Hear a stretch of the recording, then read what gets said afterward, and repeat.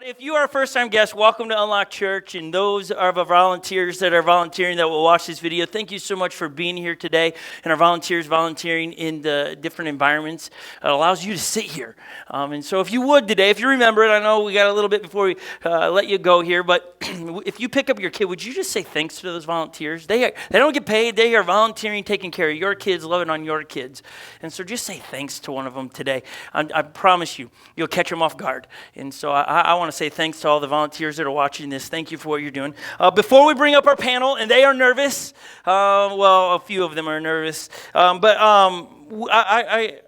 don't know if how many get our emails and check in with what's happening with people in Unlock Church. We got a lot of people that are just walking through some stuff. And we got two different guys that were diagnosed with cancer in the last couple of months. And the Vikings and the NFL do this crucial catch deal where if you buy any of the crucial catch gear, 100% of the money goes to Cancer Foundation. It's like, man, this is a no-brainer.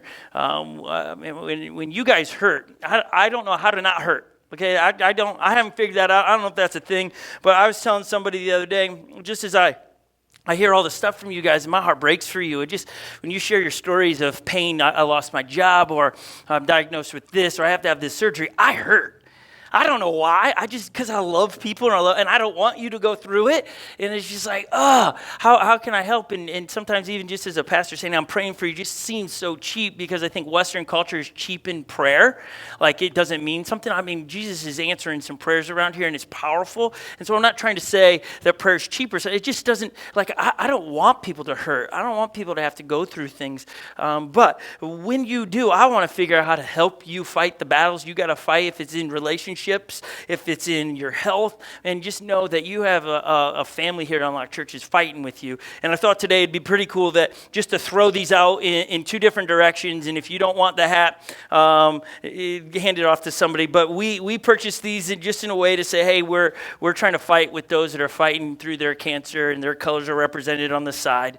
But we love everybody here, and just be pretty cool to be able to support those. So I'm just throwing it out. It's yours. You can hand it off to somebody.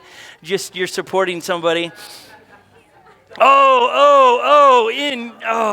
at that. Okay, just I like to create the tension. Okay, so we are going to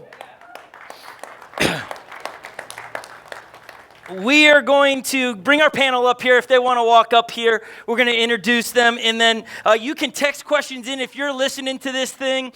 In the room, you're like, is it too late? Nope, keep texting. We're going to bounce around through all the textings. These are all experts in their fields, and we'll introduce you what they do. Let's put Peter right in the middle. So for sure. We can't have two girls sitting next to you. He did? Yeah, no, we'll put him right in the middle. I'll just keep it. Okay, these are experts in their fields. We have a professor, we have a therapist, and we have a stay-at-home mom. Is there a surprise there? If she has to go, it's because Revolution is fussy. So then it will be a panel of two. But as I said, they're experts in their field. We're not saying we're experts on all of these things. You're going to ask questions that might stump all of us. I'm just here for the comic relief and getting to pose the questions to them. And then if I feel like some heresy has been said, then I might step in. But for the most part, I'm here just to throw questions at you guys and let you field them for them. Okay, first, we're going to start with the most nervous one here, okay? What is your name? My name is Haley. Haley, how on a scale of 1 to 10, how nervous are you? Like an 8. An 8? Well, we got room. Great. I asked Haley. She is a very quiet and shy. For those that are in our small groups, what number are you? I'm a 2. A 2, yeah. All the 2s, like, yay! I just cheered for a 2. Yep. I asked her last week, hey, would you be on the panel? And she's like, you could just see the terror in her face, like, no! She's like, I don't think so. And I was like, oh, right? Okay, what's Jesus saying to you on this? She's like, okay, I'll do it. And what do you do? I am a math professor. A professor of math. That's intense, just right there. That's intense. And then tell me, what is one book that you've read that you're like, hey, and it can't be about math, okay? Just telling you, can't give us a math book to read. But what is a great book that somebody, if they're looking for a book to read, they should pick up? I like Jane Austen. So anything by Jane Austen. Okay, Jane Austen writes what, though? I have no idea who that is. Like So Pride and Prejudice. Oh, Sense there and you go. Sensibility. I know the movies. Yeah, okay. I think those books are really thick. Just in my mind, they seem like very intimidating books, like seriously. And the movie, I couldn't even make it through. It was torture. But okay, there you go. Thank you. I'm not going to, everybody on the panel is like, I'm not saying this. Scott's just going to, I get to be the host. It's going to be, welcome to my show. No, okay. Go ahead and hand the mic. Name? So I'm Peter Dahl. And you do? I do a couple of things. I am a school therapist full-time. I have a private practice, so I do a number of things in the psychology field. Yes, and he's good at it. And he also helps us pull off some really good videos around here around Christmas and Easter. He's one of them that kept us from drowning when we rode the hamster balls. Yep. He was out there just shaking his head. This is dumb, but I can embrace this. Yes. That's right. And then give me your favorite movie. Favorite movie? Yeah, but I didn't prep you on this. I'm just saying your favorite movie. I'm going to go with Patch Adams. Yes. Patch Adams. So good. Yes, I love that movie. It was one of our first dates, so it's got some special meaning that way. But yeah. Okay, when you say so how long have you been married? So it will be 20 years next month. 20 years next month. Yeah, come on. Yes. Okay, and then since we're on the book topic, sure. What would be one book you'd recommend? So I do so much reading technical that I don't do a lot of pleasure reading, but the one that comes to mind is a book called 1 Minute Manager, because I like really small, short books, and it has a lot to say about relationships in general. So it's about managing people, but it speaks to talking to spouses, children, neighbors, anybody that you feel like you might have a conflict with. Okay, and then we're going to go to introduce yourself. I am Holly Mendenhall. I'm Scott's wife. Great. That's all we need to say right there. Well, no. See you later. For those that might be, for those that might be a first-time guest or unaware, how many children do you and I have? He always gets on me for saying, "Oh, my kid did this." He's like, "It's we. We had those children." I know. I get wrote out of the story all the time. I know, but you just did it. We have 8 children. 8 children, and the ages are? Our oldest is 11, and our youngest is 4 months. And then, what is one book that you would recommend? I think in the most recent, I'm not a huge avid reader, but would be Speaking of Jesus. Yeah, that's a good book. We did a small group on that. Okay, and then what is your expertise in? I don't know. You said that earlier. I don't know. I would say being mom. That was the right answer. I wasn't setting you up to... I wouldn't say I'm an expertise. And you, I didn't ask you, Peter. I'll come back to you. I don't know if you know your number, but what number on the Enneagram are you? I am a 3. A 3. Okay, all the 3s. I have not taken that test. You should take it. It is really insightful. I'm a 7, and based on the 30-some people that have been in small, I'm the only 7 around here. I don't know what that means about me. Are you surprised? Well, I mean, for those that don't know what 7s are the, what's the best way to paint it like really cool and awesome? They're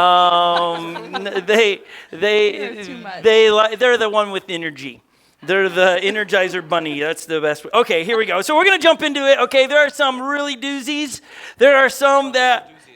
yeah, if it's a doozy, actually, you are going first. No, it will be. I kind of set them up with, hey, we're going to not ask these in any particular order. If we get a super heavy one, we're going to try to lighten it up and go to a easier one, just so it's not all heavy or not all just laughs and giggles. Okay, and so we're going to try to bounce back and forth on those. And so let me get to one of that I think will be pretty quick. And if those that have wrote in a question, understand this. We might be experts in the fields that we've just shared. And we're not going to say that we know all of the details of your question, right? Like, we're going to read your question and just go straight from your question and not know all of the background to the story. And we are going to answer everything, what does love require us to do? Because it requires us to do something. That's the heart of this, is to not read your question and make you take it personal. It is simply to answer your question the best that we can, point you to Jesus on the said topic, and let you wrestle with it, okay? And there might be questions that we might go, hey, that's a great series, and we'll cover it in that. It might be a really big one. And so, and again, if you're a first-time guest, this is not normal. This is the first time we've ever done the panel. We still have phone number up there if you want to jump in. Here's your first one. I think this will get it. This is starts us off quite well. Can you or should you try to find love and a relationship after you are 50 plus years old?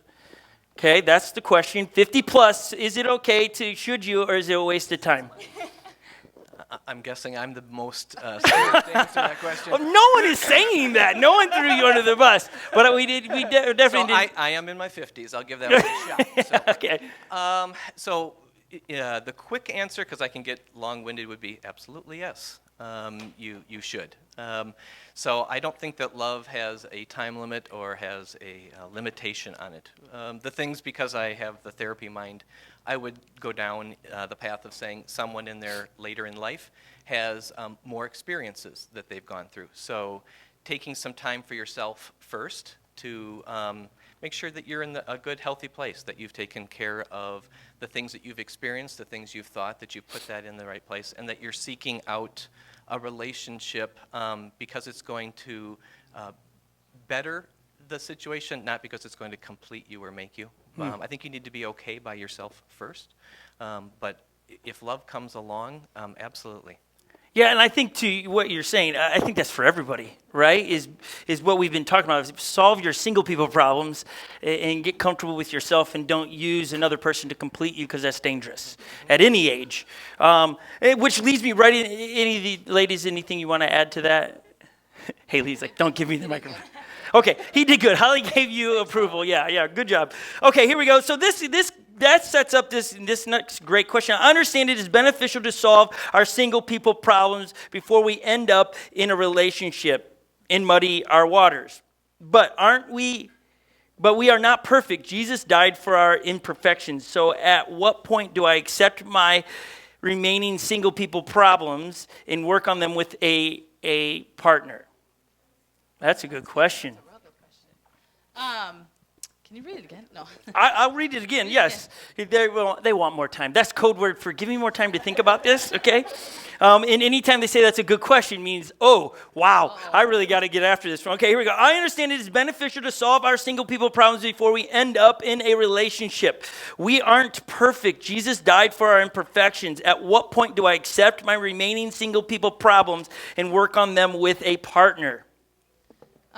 Apparently, Holly, you would like to field this question. Yeah, I'm going to field this one real quick. Just a small portion of it. I think that you're right. We are not perfect, and Jesus is that one that is to complete us, that when our relationship, when we are relying on him for everything in our life, when the first person we run to with the exciting thing is him, and the first person we run to when the bad things is him, and everything in between, if he is our main source of where we get our confidence, our self-image, our who we want to be, everything that we're doing, then I think that we can step in and work with somebody else. But I do think it's very important at an early age to seek that out as your own relationship with Jesus, and then into a relationship with somebody else.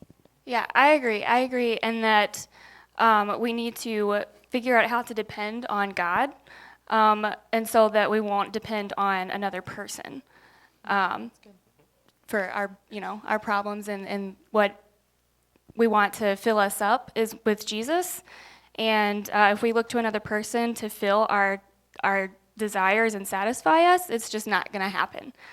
So yeah, I think they nailed it. Again, I think we are imperfect. We all understand that, and I think if we're looking for somebody to fix that perfection problem we got, then that's putting expectations in that relationship, which is dangerous. And so how do you manage a toxic relationship while keeping the phrase that we said earlier, what does love require you to do, in mind? And they define toxic as being taken advantage of or feeling used. I'll read it again. How do you manage a toxic relationship while keeping what does love require you to do in mind? Being toxic as being taken advantage of or feeling used. They need some time on that one. Can you sense that? They're like, how do I? I think there's different degrees. Like if it's like a dating relationship or if it's a marriage, there's going to be some different things in that. That is a tough one. I would certainly, gosh, you guys are good. it's easy to say, if it's a dating relationship, step out of it, get out of it. But I understand that there's a whole lot intertwined with that. If it's a marriage relationship or a more serious relationship, it's getting you both to the point where you're able to, speak with each other, maybe somebody else, maybe, and getting to where you're both on the same page and seeing where you go from at that moment. I can speak to some of that too. I don't think anybody should be stuck in a situation where things are toxic. I agree, it depends on the circumstances, so it's hard to not know if the person is in a committed marriage or if they are dating someone.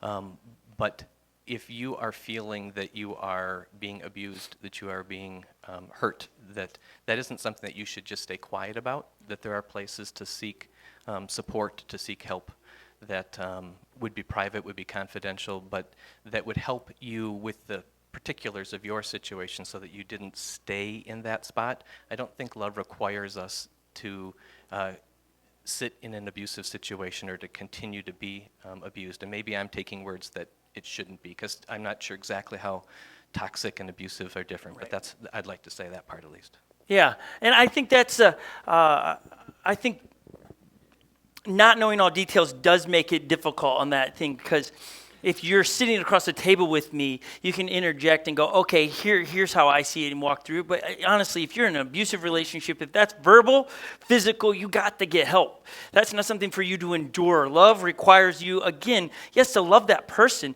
and to want to restore the relationship, but that doesn't mean you're the punching bag. Don't be a punching bag. That's not what Jesus asked anybody to be. And so love yourself as well and get help. That's the biggest thing. If that's you or you know somebody in that, step in and help them, okay, and get them the help that they need. What I understand about Western culture is we are horrible at asking for help. We want to tell people after the problem, when we fixed it, oh, I was in a dark spot in my life, but now I'm through it. Well, you're not meant to do life alone. We talk about that here at Unlock Church all the time. You are not meant to do life alone. And if you're in a spot in your relationship that's really dark and scary and you feel hurt and abused, ask for help. Get in a relationship that can help you. No one is going to go, oh my goodness, look at you. It's your fault. No, people want to jump in and help. Love would require the other people listening go, let me help you. The devil would want you to keep it all inside and not want to get help. And that, again, breaks my heart, is because if you fight for fixing the relationship, you never know what the story could be in 2-5 years from now. It could be, man, we sought help, and look at where we are now. If we wouldn't have sought help, it would be really bad. I mean, if it's toxic, I don't see it moving forward in the right direction. So if that's you, get some help. Anybody else want to add? We good? He was like, nope. Okay, what advice would you give a young person who is waiting for their future spouse and how to be patient through the waiting? I'll read that one more time. What advice would you give a young person who is waiting for their future spouse and how to be patient through the waiting? Well. So it's not always easy. I've been single since high school, so for 6 years now, and it's not always easy, but just depend on God. There are times that you will be lonely. It just happens. It's part of life. But just learn to rely fully on God, and then when the right person comes along, like you'll know your worth and what you want in a relationship. And so yeah, just fully depend on God. Which I think is a good answer, but or maybe Holly, what does it mean to fully rely on God? For somebody that's brand new being a follower of Jesus, they might have seen that in bracelets, and as you grow up in the church, you get what that is, but what does that mean? I think it means that you realize that Jesus has a purpose for you and a plan for you, and that when you're making decisions, He's your ultimate. You're going to seek out what He wants you to do and make choices and be obedient in the realm that He's in our relationship with Him. That it's not just, oh, you're supposed to do it this way, this way, this way. Everybody's different, but we can actually have a relationship with Jesus and actually learn from how He lived and how to love other people and treat other people and be like Him. Okay, here you go. How do you tell your significant other that you're struggling with your faith if he or she is deep in having little to no struggles with their faith? How do you tell your significant other that you're struggling with your faith if he or she is deep in having little to no struggles in their faith? You going? Go ahead, I'll follow. I just always feel that communication is very, very difficult, but is very, very necessary. And so having those hard conversations, whether you do it with a couple that you might look up to or admire or something, and have a conversation with them, the four of you or whatever, but I definitely feel that it's an open conversation for sure, because what you might be struggling with, they might be able to just be the encouragement, the support, or they might just, hey, I know you're struggling, but get up, let's go, let's do this. I know for Scott and I, a lot of times that just in general, in a lot of things that we work together to better each other for who we are. That I have my own relationship with Jesus, he has his own relationship with Jesus, but we are brought together because we do make each other better. So if there's something that he's struggling in, I might be able to challenge him, or might be able to help him, or vice versa. If I'm struggling, he can. A lot of times it's, no, Holly, get up and do it. You're just fine. You're good. And it always benefits who we are. And it's just having the open communication, because the more you can keep that open and talk about it, the next thing that comes along, it's a little bit easier to talk about. The next thing, it's a little bit easier. So I definitely think the conversation needs to be had.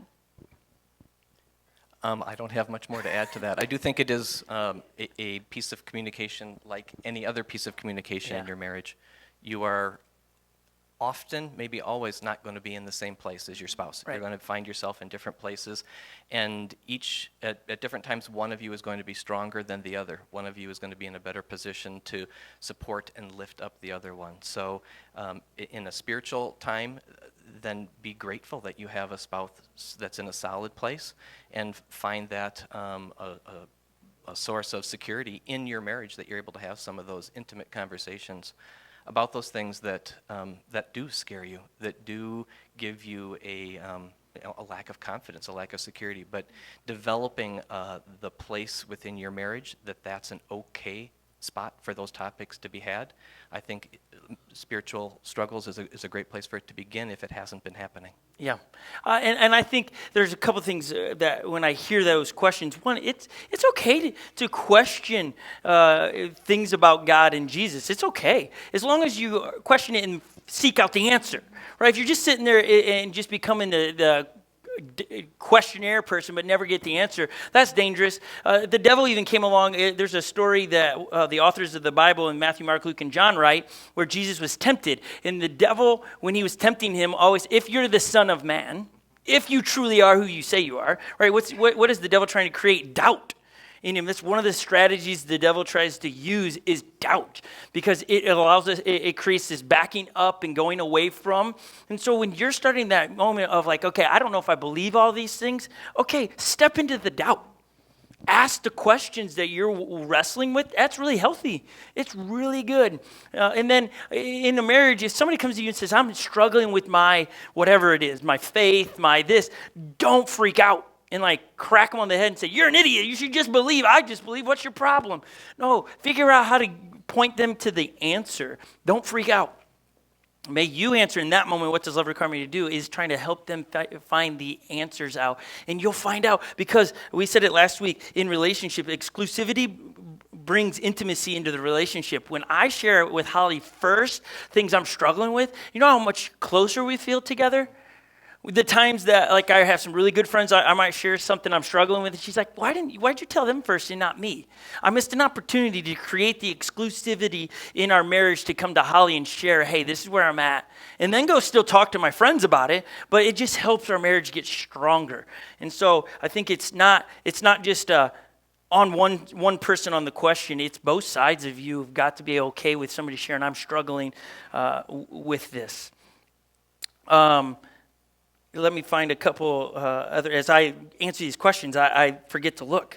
Okay, overcoming betrayal and the end of a relationship, how to bring Jesus into that. So they're kind of putting a couple ideas here. So I'm assuming that this person is sharing that in a relationship ended, there was betrayal. How do you bring Jesus into that?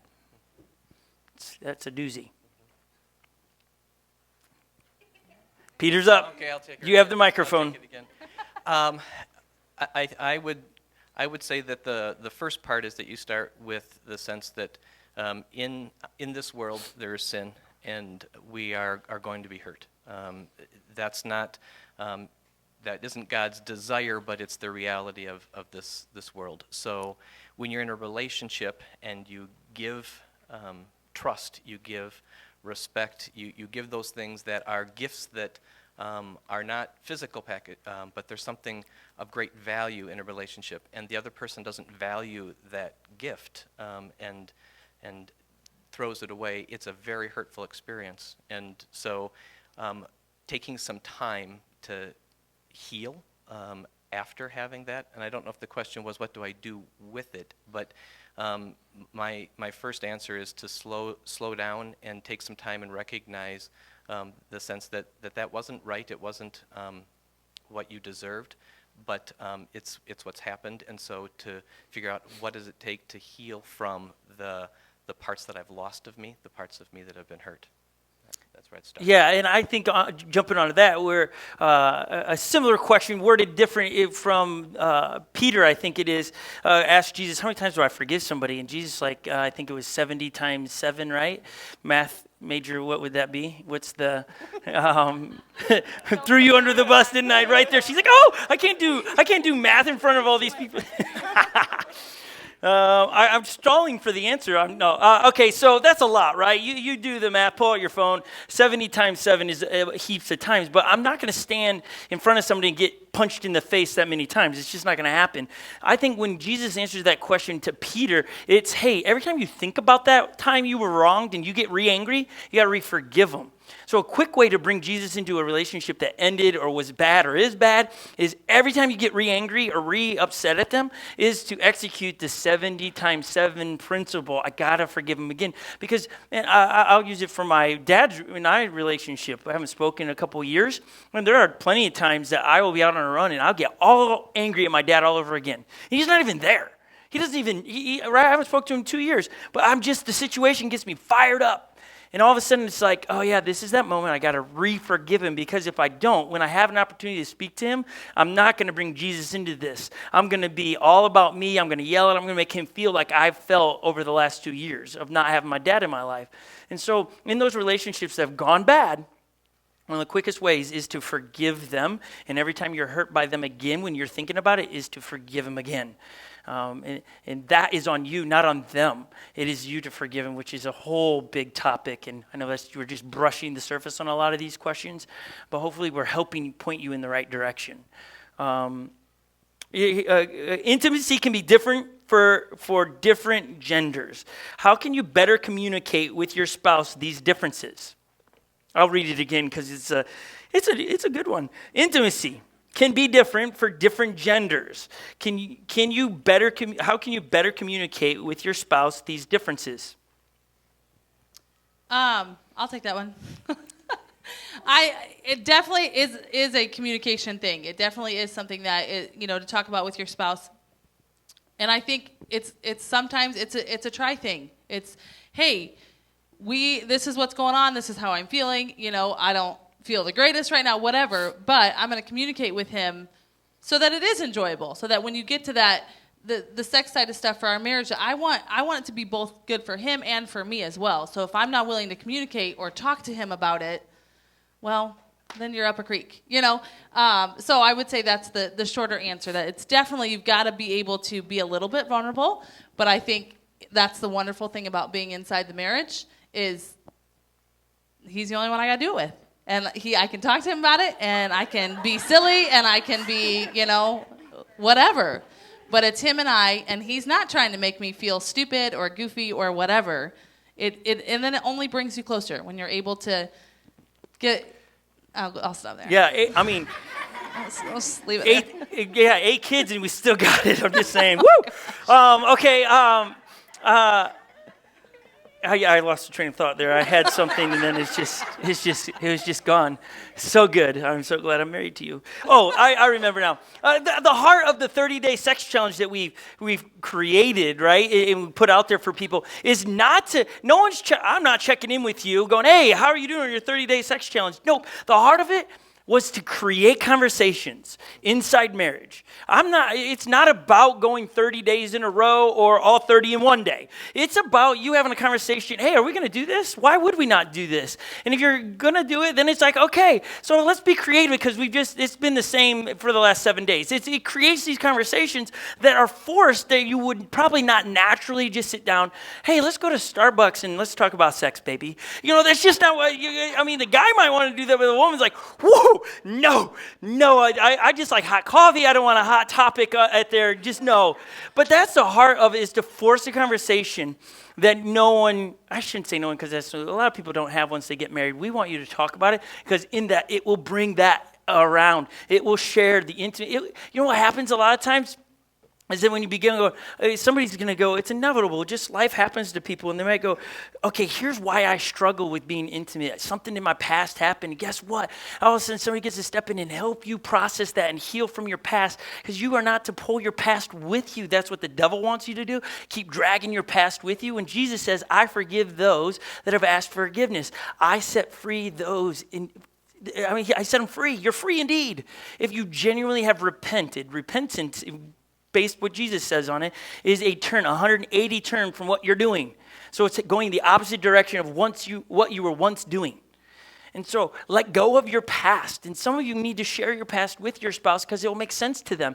And that's where love requires them in that, going, okay, I can forgive you your past. I wasn't even around then, but I'll forgive you that too. Let's work to restore what we're after. And then you can talk about what are you after in the intimacy in your marriage?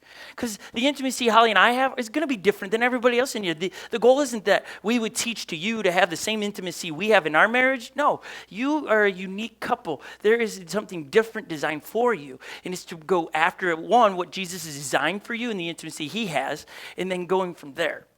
But for you, man, that's our hopes, is that you jump in on this challenge to force the conversations. We got 2 more questions. This one's probably the heaviest of them all. But I don't, I just read it.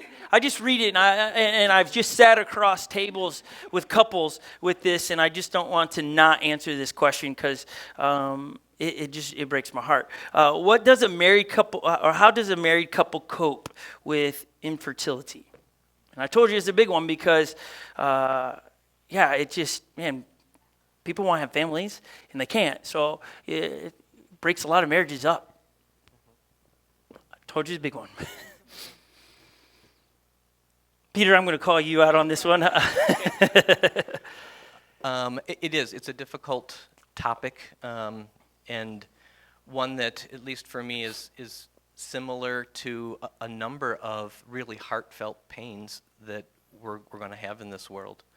There are things that God allows. I don't know that I believe He plans all, but He allows to happen, and He intends to be there for us through those times. And some of the most difficult ones are the times that you will find the sweetest connection. I can take just a moment and say, it's been about 28 years ago, but God walked me through the loss of a child. So I had a almost 1-year-old that choked on a toy. It was a terrible circumstance, passed away after a couple of weeks in the hospital. And I wrestled with so many questions about, God, how do you allow this? Why did this happen? Why me? What have I done? Many, many questions like that. But through that time, there are scriptures that talk about a peace that surpasses all understanding. I can tell you I experienced that in a way that I could never have experienced otherwise. So there are situations that we're going to have in this world that we're going to walk through that God wants to be that support for you. God wants to be there to show you He has a plan, and that there's a plan that will bring you great joy because He created you and He knows you and the plans that He has for you. So infertility and the lack of being able to create a life in your marriage is a painful loss because it's something that didn't happen that you wanted to happen, and it's an ending or a loss of a dream, and you need to face the reality of that grief and that loss. But I would say looking to why Jesus has this plan or allowed this, and what is there that you're intended to experience and learn through that. Yeah, and there's not much to add to that. I think the video spoke to it right before. It's the cards you're dealt with, right? And it's like, yeah. I thank you for answering that, Peter. You did very well with that, and my heart goes out to whoever texted that in. I think in those moments of pain, when you do share what you're going through, people can come alongside you, put the arms around you, and go, "Hey, we're going to walk through this with you," and that's just simply arms around. Because obviously we can't fix some things, but we can walk our hands in hand and go, hey, we'll take this on together. And so thank you for asking that question. This just came in and we got to tackle it, and then this will be the last one. How can you carry a past of abuse, both physically and in other things, into a relationship? How do you carry a past of abuse, both physically and others, into a new relationship? And do I have to forgive the abuser? We spoke a little bit to it earlier. You're not meant to carry that. You're not meant to, and I know maybe in this you're meaning just being able to go on past it, go on from it. But we are not designed to carry that with us. Jesus says, cast your cares on me. Drop them, leave them there, walk away. And we so quickly and so often just grab them all back up and think that's who we're made up of and how we're made up. And so it is a hard thing to constantly put that down and go the other way and leave that. But knowing that you were not designed to carry that, and seeking Jesus on that, of asking him, hey, how do I actually be a person without holding on to that, and it is a hard thing. It's hard to let it go. It's hard in our mind, we're constantly thinking, well, that's who I've been for all these years. That's who I am. But it is constantly laying it down. Again, that's not what Jesus has for me. And then I think, what was the second part of it? And do I need to forgive the abuser? The short answer, yes. For you need to that's what Jesus asks of you. It's not so that person can go on and live a better life. It's for you to let Jesus work in your life. And if we get stumped on that and we can't get past and not forgive, well, then we're just stuck there. And he wants much more for you, so that if you can forgive them and work on forgiving them every time you think about it, every time you feel it, every time you hurt, then Jesus can come in every one of those times and heal even more. And you can continue to wear. It's the forgiveness piece is for you. It's not for them.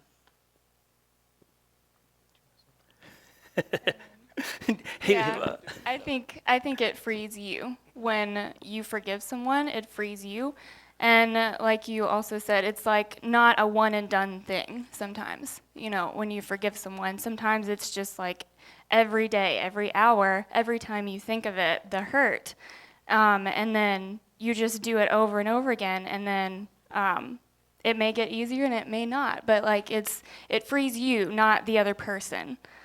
So yeah. Peter, anything to add to that? Sure. Being abused is a trauma, and my head goes through certain processes, but when you've had a trauma in your life, it's going to impact you, and you won't be the same. So I agree that you're not supposed to carry it with you. I also would recognize that you will never forget, and it doesn't just go away.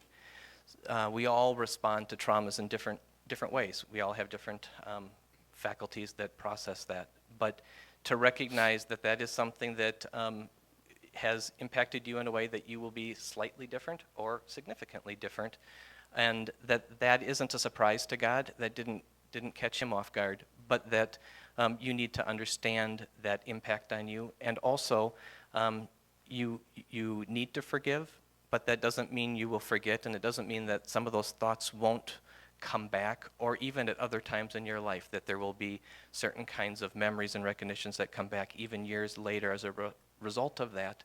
And that doesn't mean you didn't forgive. It doesn't mean God didn't forgive them or you, or isn't working in your life. It means that is a traumatic event, and it continues to be a source that God will speak to you and be there for you.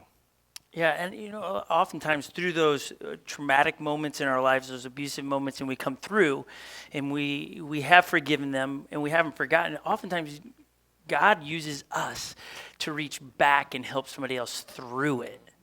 And that's the power of those stories, is that when we get to the spot where we can turn around and grab somebody and say, I've been there.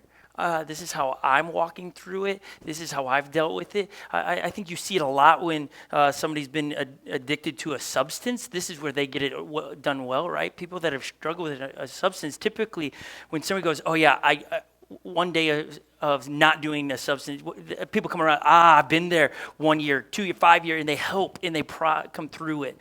If you're in an abusive relationship, maybe, man, expressing or you've been hurt in the past, talking about that, you're going to find some people that are ahead of you by years and be able to come, let me help you through it. And it helps heal it. We'll never, there's just no way to erase it. You just can't. Somebody very wiser than me once said to me, and it's always struck me, you can't unthrow a rock. There are things in our lives we just can't undo. It just happened, right? It's like, okay, but now how do I handle it? How do I handle it? How do I handle it when I remember it? When I'm in the same circumstance, how do I feel that?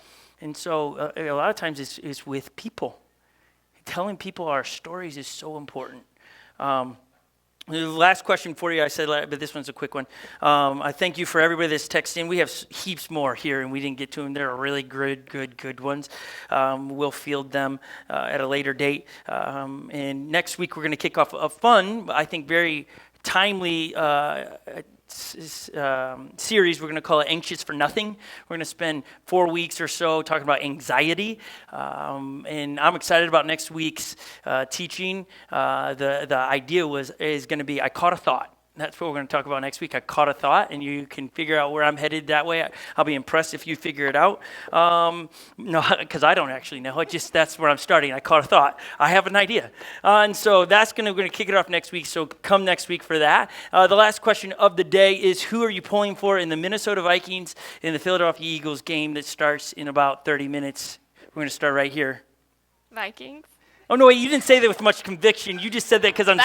There we go. That's good. Okay. Vikings always. Okay. Goal, baby! Yeah, all right, there we go. Yeah, we got a few. Thank you. I don't know how we didn't get Packer fans up here. That just seems like that was the first question I asked them, actually. Who are you rooting for? No. Just asking for you Packer fans, we love you. And next time. Actually, I can't decide. The Packers play. Let's ask this. Who do you want to win, the Packers or the Lions? We have a Lion fan. What are you saying? No, you got to pick one. No, you have to pick one. You can't. She doesn't want to. Oh, so much pressure. The Packers. The Packers.